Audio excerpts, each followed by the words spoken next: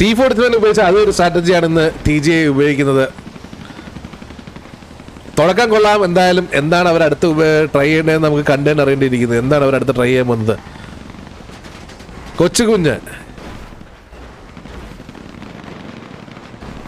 T47 initial strategy അവർക്ക് കിട്ടി. But അത് കംപ്ലീറ്റ് ചെയ്യാൻ അവരെ കൊണ്ട് സാധിച്ചില്ല. അൾട്രോൺ തിരിച്ച് ബിൽഡിങ്ങിന്റെ മുകളിലോട്ട് എത്തിയിട്ടുണ്ട്.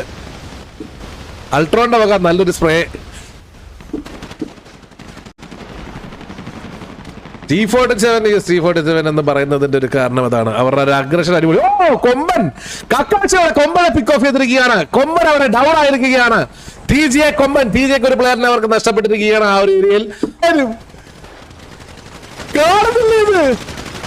PKനെ കണ്ടു. കാർലോ ജോറക്സ് PKനെ ഡൗൺ ആക്കി.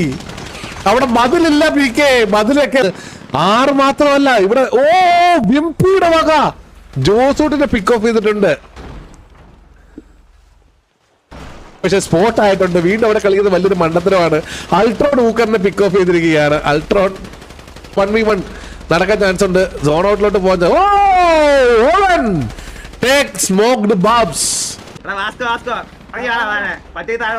അൾട്രോൺ സേവിയറിനെ പിക്ക് ഓഫ് ചെയ്തെന്ന് തോന്നുന്നു.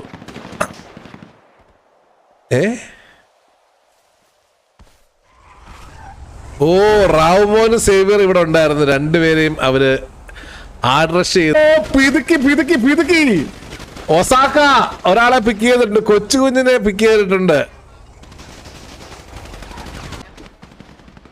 വാസ്കോ TGA നിക്കിനെ പിക്ക് ഓഫ് ചെയ്തു. അത് വിടുന്ന ഒരാളെ വിളിക്കുന്നു. ആരെ? ഓ ചാടി. മേളിൽ നിന്ന് ആൾക്കാർ ചാടി. ഒസാക്ക വിരാമിനെ പിക്ക് ഓഫ് ചെയ്തു. ഓക്കി ഡൊമിനിക്കിനെ പിക്ക് ഓഫ് ചെയ്തു. കാല് നാക്കിൽ അവിടുത്തെ പിക്ക് ഓഫ് ചെയ്തു. Oh my God.